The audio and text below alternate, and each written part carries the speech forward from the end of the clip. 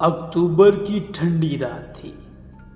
چمن کے چھوٹے سے قصبے میں ایک جنگل کے اندر ایک خستہ حال حویلی کھڑی تھی، جسے وہاں کے لوگ جہاں آرا کی حویلی کہتے تھے۔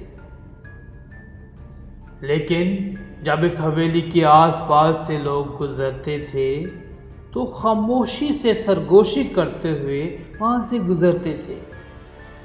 وہاں کے لوگ اس حویلی کو لانتی حویلی کہتے تھے، اور یہ کہانی تب شروع ہوتی ہے جب شامی نامی ایک امیر خاندان جہاں آرا کی حویلی میں رہنے آتے ہیں۔ وہ عجیب و غریب خاندان تھا۔ وہاں کے شہر کے لوگ پریشان تھے کہ اتنے امیر خاندان کے لوگ ایک خستہ حال حویلی میں کیسے رہ سکتے ہیں، کیسے اس حویلی میں رہنے آئے ہیں۔ لیکن انہوں نے اسے ایک عظیم الشان پرجوش رہائش گاہ میں تبدیل کر دیا۔ انہوں نے اس حویلی کا رخ، اس کی خوبصورتی تبدیل کر دی، اس کو بہت خوبصورت کر دیا۔ جیسے جیسے ہفتے مہینوں میں بدل گئے، عجیب و غریب واقعات قصبے میں ہونے لگے۔ عجیب و غریب واقعات اس گاؤں میں ہونے لگے۔ لوگوں نے رات کو حویلی کی کھڑکیوں سے خوفناک سرگوشیاں سننے کی اطلاع دی۔ لوگ کہتے تھے کہ وہاں پہ رات میں خطرناک بدروہیں بولتی ہیں، چیختی ہیں، باتیں کرتی ہیں، آپس میں لڑتی ہیں۔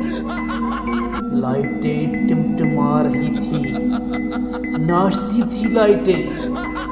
خوفناک غیر فطری انداز میں سائے املاک کے ارد گرد گھومتے تھے۔ حویلی کی بلند و باغ دیواریں اس گاؤں کے ارد گرد نظر آتی تھی۔ لوگ ڈر گئے تھے، پریشان تھے۔ شام کے وقت اپنے گھروں سے نہیں نکلتے تھے۔ یہ افواہیں جنگل کی طرح ہر طرف پھیل گئی۔ یہ افواہیں جنگل کی آگ کی طرح پھیلنا شروع ہو گئی۔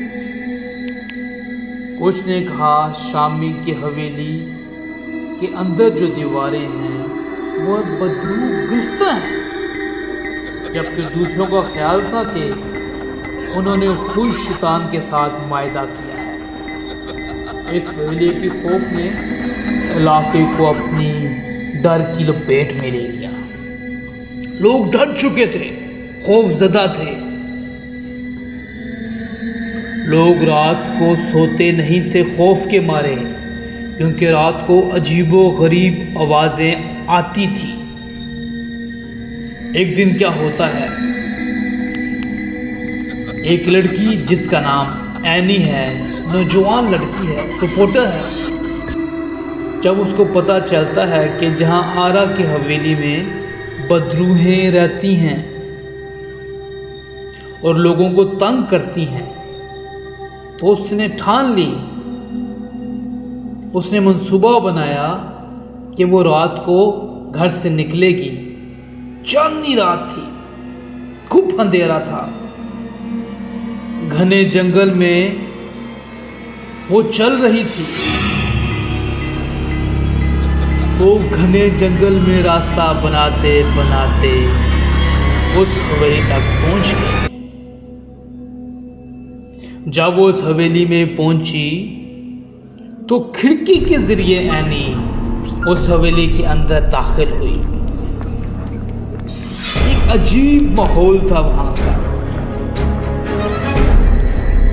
خطرناک آوازیں وہاں آ رہی تھی۔ تیز ہوا کا جھونکا چلنے لگا۔ اینی پریشان ہو گئی، کیونکہ وہ گھر برف کی طرح ٹھنڈا ہو گیا تھا۔ ان ٹھنڈی ہوا کے ذریعے اس کو ایسا لگ رہا تھا کہ ٹمپریچر مائنس میں جا رہا ہے۔ کو ٹھنڈ لگنے شروع ہو گئی اور ٹھنڈک برداشت سے باہر ہو گئی. پریشان ہو گئی یعنی اور ڈرنا شروع ہو گئی. جب وہ گھر میں داخل ہوئی, اس حویلی میں داخل ہوئی, تو اس نے ایک عجیب سا سما دیکھا. انسانی طرح کی بوتلیں مجسمے کی صورت میں کھڑی تھی. ہر طرف عجیب و غریب شکلیں بنی ہوئی تھی. فرش پر پڑا ہوا ایک مجسمہ, خوفناک سا مجسمہ کھڑا تھا, جس نے لال کلر کے کپڑے پہنے ہوئے تھے. اینی ڈر گئی. جیسے ہی اینی اس مجسمے کے پاس پہنچی تو دروازہ کھلا. ایک خوفناک نما چیز, ایک بدرو گرفت عورت اس کے سامنے آئی اور وہ اونچا اونچا چیخنے لگی. جب اینی نے مڑ کر اس عورت کو دیکھا تو اس کے پاؤں الٹے تھے. اینی ڈر گئی, خوف میں مبتلا ہو گئی اور اینی نے وہاں سے بھاگنے کی کوشش کی. اینی نے پھر پیچھے مڑ کر نہیں دیکھا. اتنی سپیڈ میں بھاگی کہ وہ اپنا موبائل تک وہاں چھوڑ کر بھاگ گئی. جب اینی جنگل میں بھاگ رہی تھی تو اس سے رکا نہیں جا رہا تھا, کیونکہ وہ خوف میں مبتلا ہو گئی تھی. جب اینی اپنے ایریے میں پہنچی, اپنے علاقے میں پہنچی, تو اینی نے وہ واقعہ سب کو سنایا. ہر طرف لوگ ڈر گئے, خوف میں مبتلا ہو گئے. جہاں آرا کی حویلی کے آس پاس کے جتنے بھی لوگ تھے, اس واقعے کے بعد گھر چھوڑ کر جانے لگے. وہ علاقہ سناٹے میں تبدیل ہو گیا. اس جنگل میں صرف ایک ہی حویلی تھی, اور وہ جہاں آرا کی حویلی تھی. لوگ وہاں کا رخ اب نہیں کرتے تھے, اور آج بھی یہ حویلی ایسے ہی ہے, جنگل کے درمیان جہاں آرا کی حویلی.